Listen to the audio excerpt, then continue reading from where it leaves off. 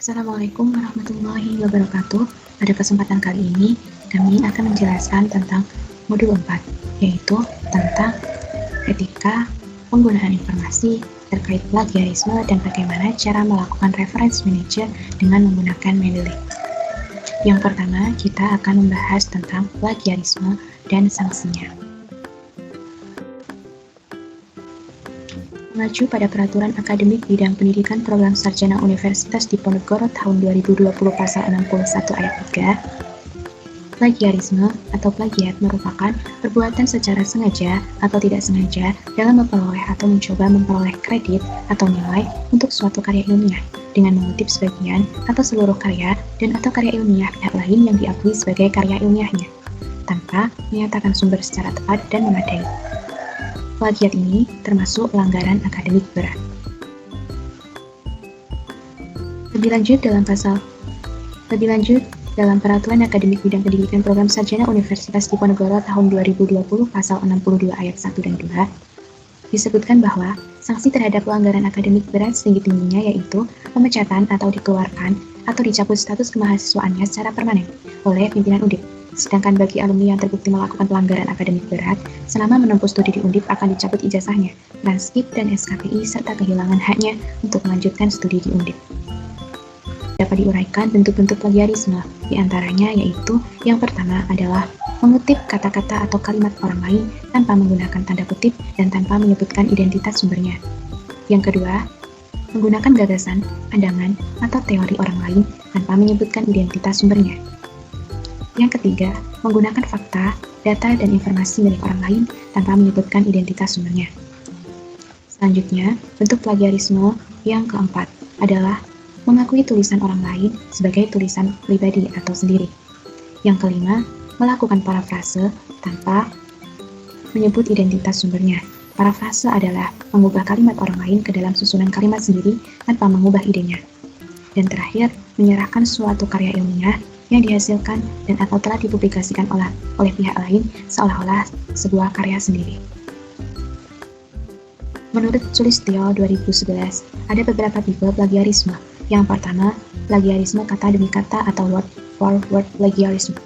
Penulis menggunakan kata-kata penulis lain secara persis tanpa menyebutkan sumbernya. Yang kedua, ada plagiarisme atas sumber atau plagiarism of source, yakni penulis menggunakan gagasan orang lain tanpa memberikan pengakuan yang cukup atau tanpa menyebutkan sumbernya secara jelas. Yang ketiga adalah plagiarisme kepengarangan atau plagiarism of authorship, yakni penulis mengakui sebagai pengarang karya tulis karya orang lain. Yang terakhir ada self-plagiarism, mempublikasikan suatu artikel ada lebih dari suatu redaksi publikasi dan mendaur ulang karya tulis atau karya ilmiah. Untuk menghindari plagiarisme, ada beberapa upaya yang telah dilakukan suatu instansi perguruan tinggi. Menurut Permendiknas nomor 17 tahun 2010 pasal 7, untuk menghindari plagiarisme antara lain, karya mahasiswa harus dilampirkan dengan surat pernyataan yang menyatakan bahwa karya tersebut bebas dari unsur plagiat. Yang kedua, pimpinan perguruan tinggi wajib mengunggah semua karya ilmiah yang dihasilkan di lingkungan perguruan tinggi ke portal jurnal atau yang lain. Yang ketiga, sosialisasi terkait Undang-Undang Hak Cipta nomor 19 tahun 2002 dan Permendiknas nomor 17 tahun 2010 kepada seluruh masyarakat akademis. Selain itu, langkah yang harus diperhatikan untuk mencegah atau menghindarkan kita dari plagiarisme, sebagaimana yang ditulis dalam HTTP Writing with Edu, yaitu melakukan pengutipan dan atau melakukan parafrase. Pengutipan yaitu menggunakan dua tanda kutip pada kutipan langsung dengan menyantumkan sumbernya, dan menuliskan daftar pustaka atas karya yang dirujuk. Kemudian yang kedua adalah parafrase, yang merupakan kegiatan mengungkapkan ide atau gagasan orang lain dengan menggunakan kata-kata sendiri tanpa mengubah maksud atau makna ide gagasan dengan tetap menyebutkan sumber. Selain itu, kita juga bisa menggunakan alat atau aplikasi pendukung anti-plagiarisme, yaitu Turnitin atau Wecopify, dan lain-lain. Kemudian, bisa menggunakan aplikasi untuk pengelolaan sitiran, seperti Mendeley dan EndNote, atau yang lainnya.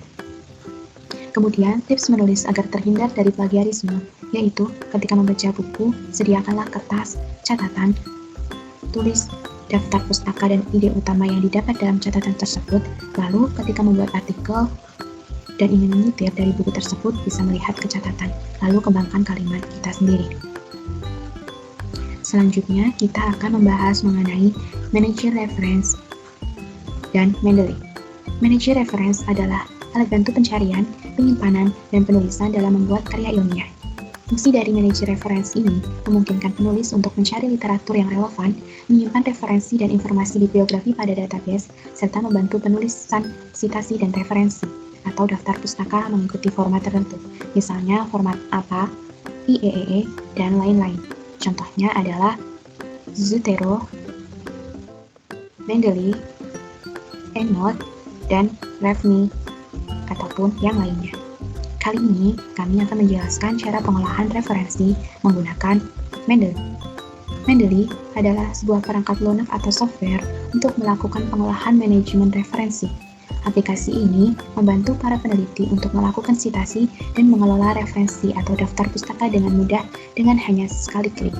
Mendeley memiliki fungsi utama untuk mengelola daftar referensi untuk penulisan, mengatur kutipan ke dalam format tertentu, dan sebagai alat pencarian yang dapat mendownload referensi. Selain itu, Mendeley bisa membuat penyimpanan digital pribadi yang bisa diakses secara online dengan kapasitas penyimpanan maksimal 2 GB. Selanjutnya, saya akan menjelaskan bagaimana cara mendownload dan menginstal aplikasi Mendeley.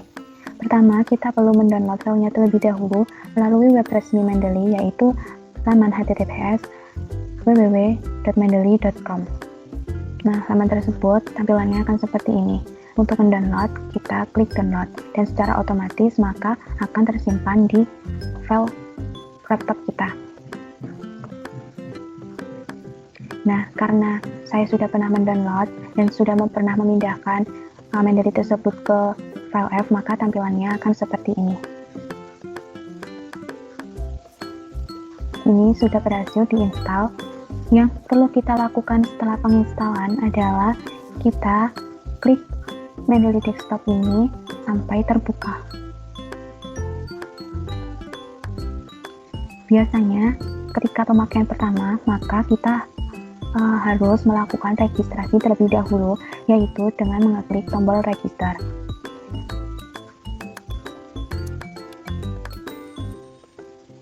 Setelah itu, maka biasanya kita akan dibawa ke halaman website Mendeley dan kita disuruh untuk melakukan pengisian data mulai dari email, password, dan lain-lain sesuai yang dibutuhkan. Nah, ketika proses registrasi Mendeley, tampilannya akan maka kita lakukan pengisian sesuai dengan kolom yang disediakan. Kita isi nama, password, dan email kita. Setelah itu, lanjutkan dengan pengisian identitas diri kita.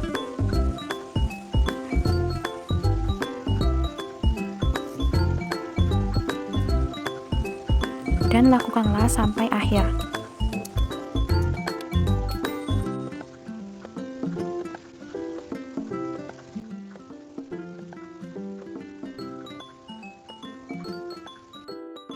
Setelah proses registrasi selesai, maka kita perlu verifikasi akun yang dikirim ke email yang didaftarkan.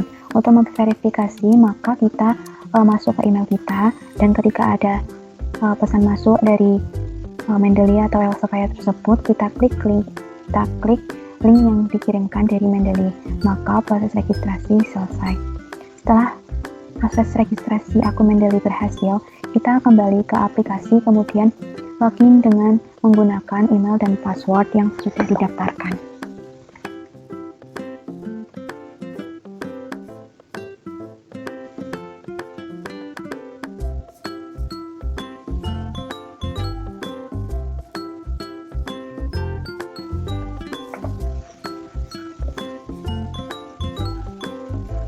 Nah, jika tampilan sudah seperti ini, maka kita sudah berhasil masuk ke aplikasi Mendeley. Ini merupakan tampilan dari aplikasi Mendeley. Ini sudah ada file karena sebelumnya aplikasi Mendeley ini sudah pernah saya pakai. Dan bagi pengguna pemula biasanya ketika membuka Mendeley pertama kali, di bagian ini kosong dan di bagian ini belum ada file-filenya. Nah, bagi pengguna pemula, hal yang perlu dilakukan pertama, adalah kita perlu membuat database dengan memasukkan file di aplikasi Mendeley supaya Mendeley dapat digunakan untuk membuat citasi. Nah, pertama, untuk mempermudah kita dalam melakukan pembuatan sitiran di Mendeley, kita perlu mengelompokkan file-file yang ada di Mendeley ke dalam satu folder, sesuai subjek atau judul penelitian.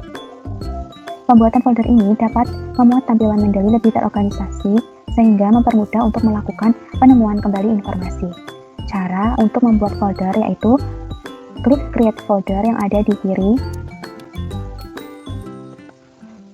kemudian kita namai folder sesuai dengan keinginan kita, misalnya atau sesuai dengan tema artikel.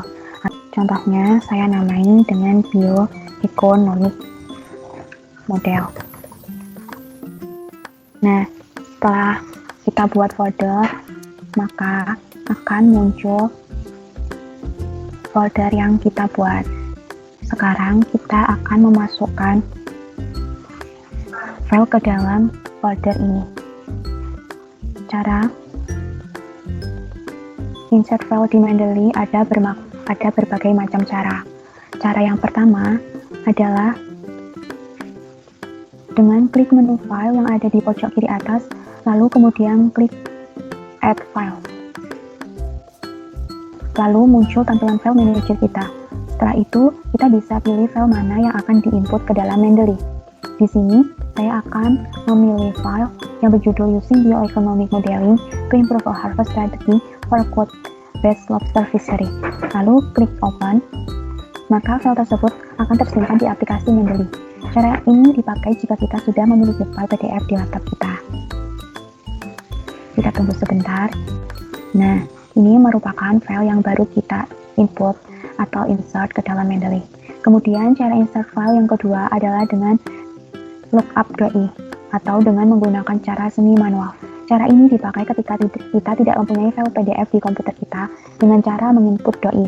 Pertama, kita cari doi jurnal terlebih dahulu. Di sini kami akan menginput doi dari jurnal yang berjudul Assessment of Lobster Resource Management with Ecosystem Approach in Pangandaran. Nah, kita bisa temukan artikel ini, misal ada di suatu portal jurnal. Artikel tersebut di portal jurnal ProQuest.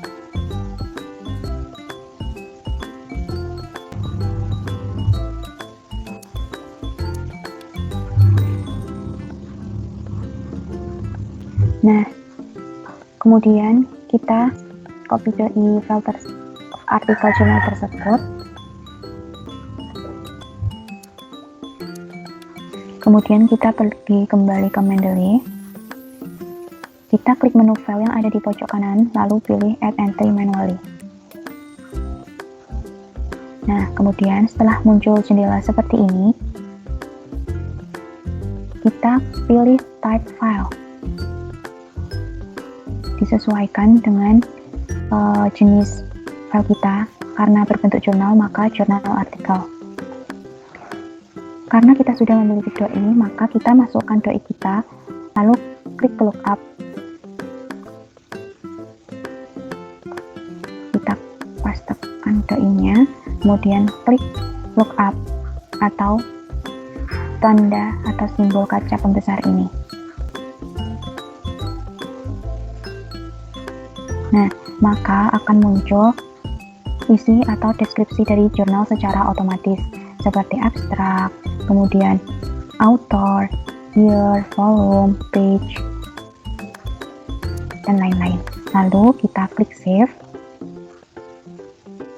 Nah, secara otomatis maka akan terinput ke dalam Mendeley. Nah, perbedaan dari metode pertama dengan metode kedua ini adalah file metode pertama bisa dibaca di aplikasi Mendeley, sedangkan file yang kedua tidak bisa dibaca karena kita tidak memiliki file di laptop kita. Kemudian dengan cara pertama pula, kita bisa melakukan edit atau menambahkan highlight, note, dan lain-lain ke dalam file ini. Seperti ini contohnya. Selanjutnya kita menuju cara yang ketiga. Cara yang ketiga adalah ketika kita mencari literatur dari Google Scholar misalnya. Nah, di sini saya memberikan contoh, filenya adalah buku ajar bioekonomi perikanan, studi kasus perikanan tangkap dan perikanan budidaya. Nah, apabila artikel ini ingin kita citasi, maka cara untuk menambahkan database ke Mendeley adalah kita klik tombol cite yang bersimbol tanda petik 2 ini, maka akan muncul bibliografi. Nah, di sini ada pilihan bib text, endnote, reference, dan rework. Nah, karena kita menggunakan Mendeley, maka kita klik bib text. Setelah itu, akan muncul halaman baru, dan kita copy dengan klik Ctrl+A.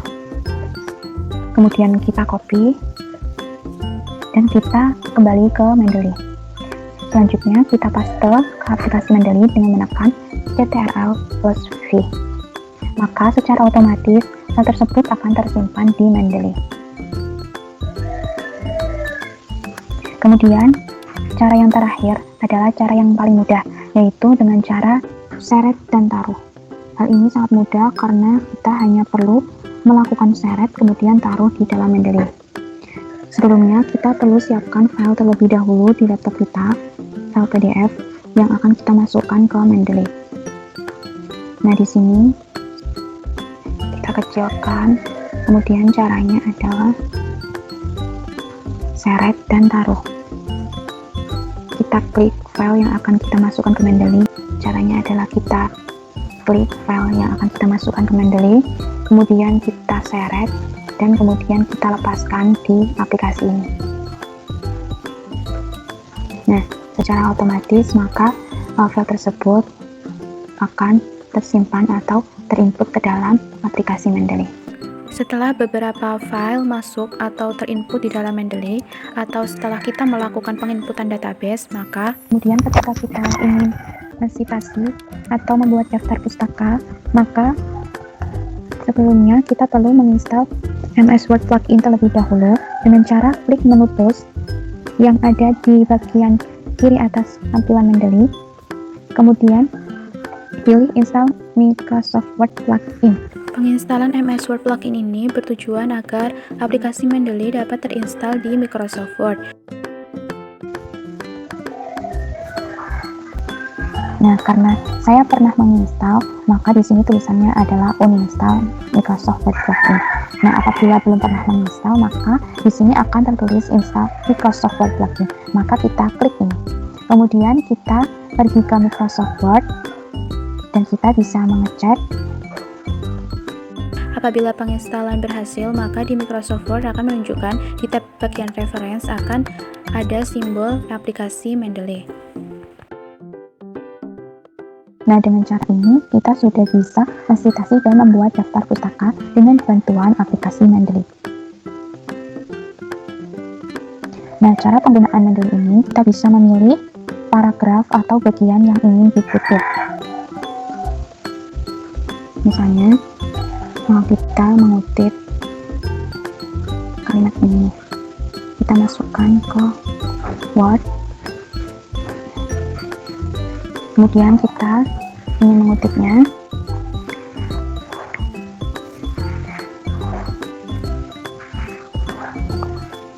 caranya adalah kita klik insert citation, kemudian kita pergi ke kode Mendeley, kemudian kita pilih file mana yang kita ambil kalimatnya untuk dikutip tadi ya. Misalnya ini, kemudian kita klik tombol cite. Untuk melakukan pengutipan langsung, jangan lupa kalimat harus diapit oleh tanda petik 2 dan diakhiri dengan sitasi. Untuk melakukan sitasi, caranya adalah sebagai berikut. Nah, kalau sudah muncul seperti ini, berarti sudah berhasil disitasi. Kemudian, misal kita ingin membuat daftar pustaka, maka kita tinggal klik insert bibliografi. Nah, secara otomatis maka akan dari kutipan ini daftar pustaka yang terbentuk adalah seperti ini.